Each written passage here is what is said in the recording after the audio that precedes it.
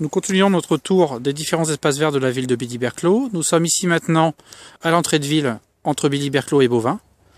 Toujours en présence de Nelly Poteau, première adjointe, et de Nicolas Close, responsable des espaces verts.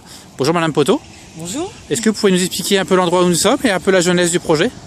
Alors nous sommes ici au rond-point dit de Beauvais autrefois, mais maintenant baptisé rond-point Île-de-France. C'est l'entrée de Billy-Berclau en venant de Beauvais. Le rond-point avait été créé en 1999 pour casser la vitesse des véhicules qui descendaient le pont de Beauvais à vive allure et qui entraient en ville trop rapidement. Le rond-point a été ensuite végétalisé et s'est parfaitement intégré dans le paysage qu'on a sur la gauche, qui est un paysage bocager et très rural, avec les vaches, l'étang et les arbres, beaucoup de végétation. Est-ce que vous pouvez nous expliquer peut-être, Nicolas, un peu comment procéder au niveau de la floraison ici sur ce rond-point? Sur le fleurissement de la ville en général a été complètement repensé.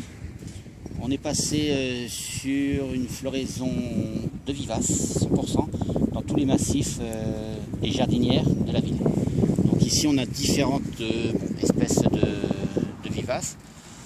Le choix se porte essentiellement sur des vivaces très intéressantes au niveau mellifère pour nos amis les abeilles, riches en nectar et pollen. Des graminées aussi pour nos amis les oiseaux, pour les graines, en cette saison qui vont... pour une saison hivernale. Et on peut aussi constater un aménagement d'arbres qui ont été plantés le long de la RD pour rappeler le boisement du Beaumarais, la continuité pour entrer le boisement jusqu'à la porte d'entrée de la ville de Billy-Berclau. Donc ce qui est intéressant, c'est qu'ici on va vraiment trouver un projet sur les 15-20 ans.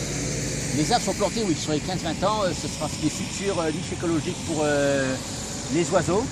Ils vont être taillés en CP pour faire d'un côté des CP de hall et de l'autre côté des CP de sol. Des CP qui seront très intéressantes pour la niche écologique des oiseaux. Ok. La gestion ici est gérée en gestion différenciée. Les bas-côtés sont fauchés 2 fois sur l'année et les tontes espacées tous les 10 jours avec un gazon qui a été demandé à être relevé une pousse entre 6 et 8 cm de pousses de gazon. Voilà, on ne scalpe plus les gazons, on les laisse pousser un peu plus haut pour éviter la souffrance des gazons qui jaunissent trop vite l'été. Plus de traitement phyto, donc on a très bien, on le voit très bien, des pissenlits, des pâquerettes, trèfle, plante très intéressante aussi pour nos amis les abeilles au niveau pollinisation. Écoutez, je vous remercie. Merci.